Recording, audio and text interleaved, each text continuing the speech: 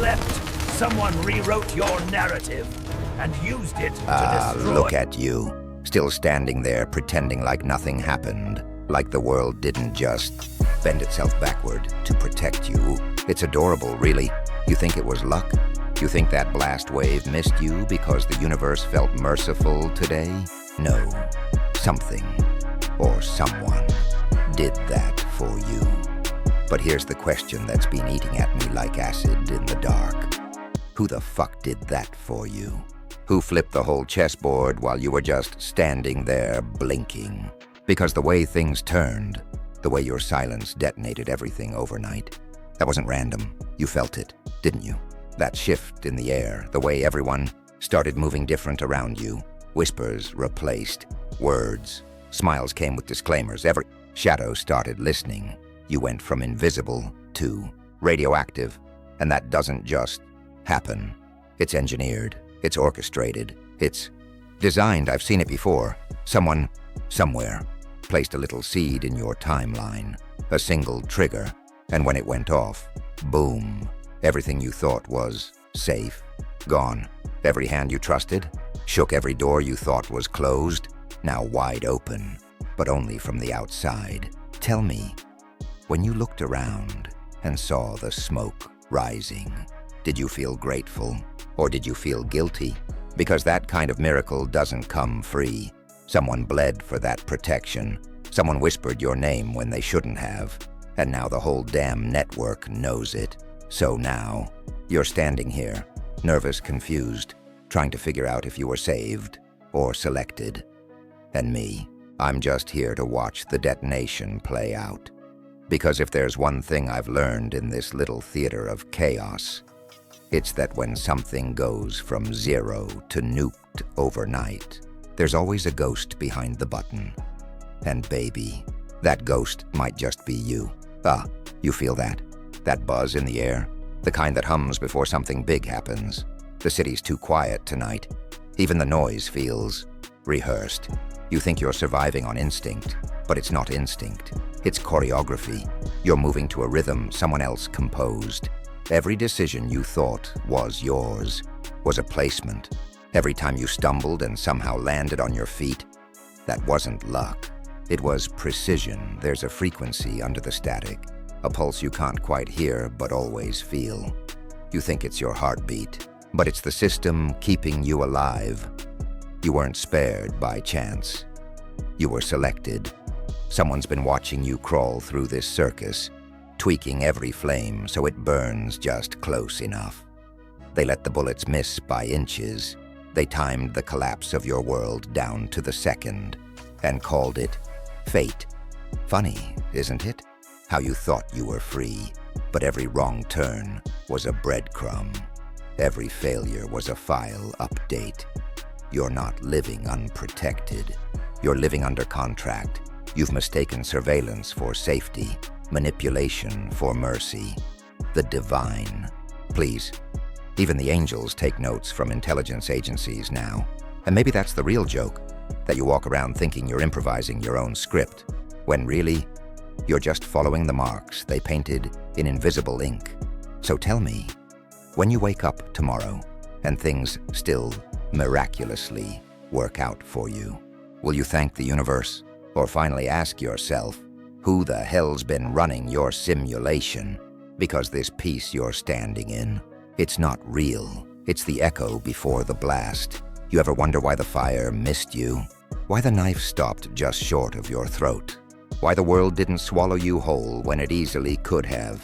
You call it luck, fate, divine timing. Cute words for deals you never knew you made.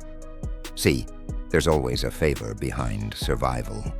A hidden transaction written in whispers. Someone or something signed your name when you weren't even looking. Maybe it was someone in power, someone with enough reach to bend outcomes and erase witnesses.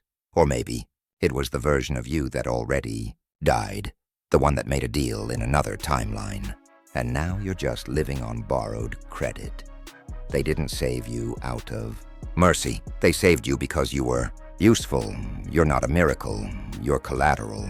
Every time you escaped disaster, Someone else paid the price. A stranger lost their peace so you could keep your illusion. Shadow traded its freedom for your second chance, and you thanked the stars.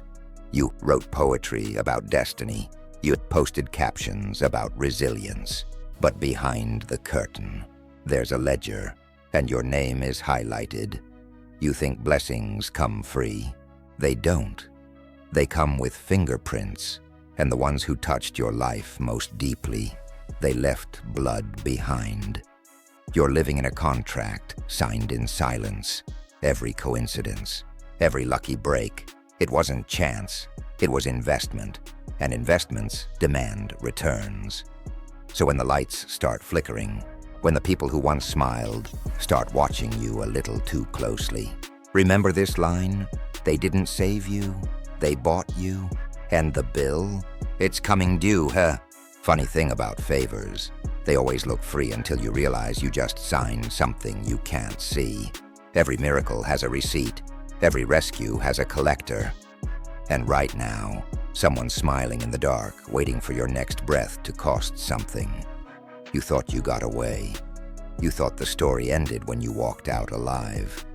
But the debt, oh, it doesn't chase your footsteps. It hunts your heartbeat. It knows your rhythm. It knows when you're calm enough to forget. That's when it whispers. That's when it reminds you. You owe a ghost something, and they're coming to collect. They don't knock. They don't announce themselves. They manifest in coincidences. A phone call you shouldn't have answered.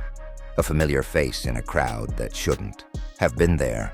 A cold draft in a locked room. That's the collector's smile. It's not a grin. It's a guarantee. A promise that what you owe will be taken. Contracts written in silence. Handshakes with shadows. That's how they bind you. Not with ink, but with patterns. They repeat your trauma until you obey. You call it cycles. They call it ownership. You ever notice how the same lesson keeps replaying? The same kind of person keeps finding you. That's not life. That's enforcement. They don't want your money. They want your energy, your compliance, your silence. Because protection was never mercy. It was a purchase. And now, they're cashing in their claim. So you start feeling it. That pressure in your chest. That pulse that doesn't feel like yours anymore. That's the collector, syncing your rhythm to theirs. And once they do, you stop belonging to yourself. You start speaking their language. You start laughing at pain that isn't funny. That's how they know they've won. Not when they take what you have, but when you start defending the thing that's killing you. That's the debt collector's smile. And darling, you're wearing it already. Ah, there it is.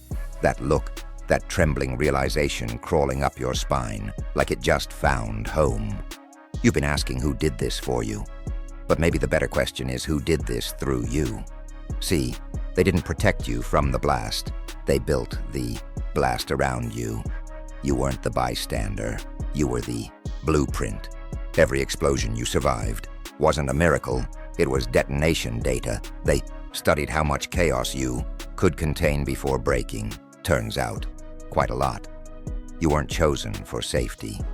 You were chosen for impact. They needed someone whose silence could shake walls, whose stillness could make monsters nervous. And when they found you, they didn't see a victim. They saw a weapon that forgot what it was. Oh, it's beautiful, really. All this time, you thought you were dodging bullets. When you were the ammunition, you thought they shielded you, but they were just arming you. And when the world went from 0 to nuked overnight, you called it collapse. I call it activation, because when the mask cracked, when every fake friend, every fragile system, every smiling liar fell apart, that wasn't your downfall. That was your launch sequence. You're not the survivor of the nuke. You are the nuke. And the reason they fear you now isn't because you're dangerous. It's because you finally realized it. You've stopped apologizing for the fire. You've started aiming it. So look around at the wreckage. That's not destruction. That's evidence. Proof that something tried to end you. and ended itself instead. They built the chaos around you, thinking they could control the blast. But you learned how to smile in the radiation, and that is when the game flipped. Congratulations, you made it. The world burned down around you, and you didn't crawl out crying, you laughed. Welcome to graduation. This isn't the cap and gown kind. No speeches, no applause, just the sound of reality folding in half to let you through. See, most people spend their lives begging not to break. But you broke, beautifully, precisely, like glass sculpted by lightning. And that's the difference, isn't it? You didn't survive the madness. You earned it. Welcome to the other side, where fear graduates into control, where pain stops being punishment and starts becoming language. You've been drafted into the secret war of perception, the one nobody talks about because they're too busy pretending to sleep. You've seen the strings, you've met the puppeteer, and now you're the one pulling them. You don't chase storms anymore. You become them. You don't pray for calm seas. You learn to drown better than they can swim. And isn't that delicious? You were once afraid of the dark. Now it's afraid of you. You speak in riddles now because the truth doesn't need translation. You smile in chaos because orders too easy to fake. You've traded comfort for clarity and innocence for influence. They'll call it insanity. They always do. Because the moment you stop needing permission to think, you become a threat. So go on, wear your scars like your diploma. You didn't heal, you adapted. You didn't find peace, you rewrote it. This is your commencement speech, darling, and the world you're stepping into. It isn't civilized, it's ceremonial. You passed the test. No one told you was happening. And the prize? You, unfiltered, unchained, unmistakably alive. Now walk out there and show them what valedictorians of madness look like. You think wars end when the shooting stops? That's adorable. Real wars don't need blood, they just need belief. They're fought with silence. Information, narratives, sharpened like knives. You won't hear the explosions. You'll think them. You won't see the soldiers. You'll scroll past them, and when it's over, you won't even realize you were drafted. See the protection you got? That wasn't mercy. It was strategy. They didn't shield you because they cared. They shielded you because you were useful, leverage, collateral, with charisma, a symbol they could weaponize while you slept. While you were dreaming of peace, someone rewrote your narrative, erased your fingerprints, changed the author's name to theirs, and then they used your story to destroy theirs. It's elegant. Really, they don't burn books anymore. They just edit the heroes. Privacy? Gone. Safety? An illusion sold on subscription. Normality? That's the biggest costume of all. Everyone's just pretending not to know the script. Pretending not to hear the whispers beneath the news. Pretending that coincidence isn't the most convenient cover for control. But you see it now, don't you? You feel how every word, every pixel, every truth is a design. They're not fighting wars anymore.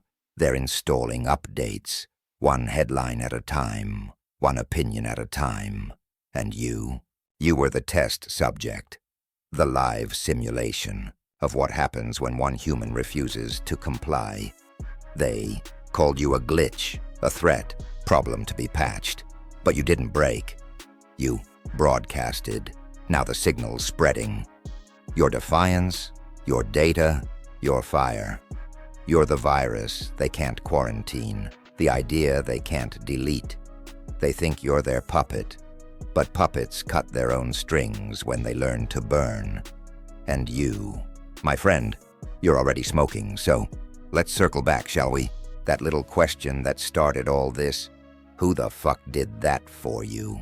You've been chasing the answer like a ghost, through shadows, whispers, coincidences, convinced someone out there was pulling strings on your behalf, protecting you, guiding you, saving you.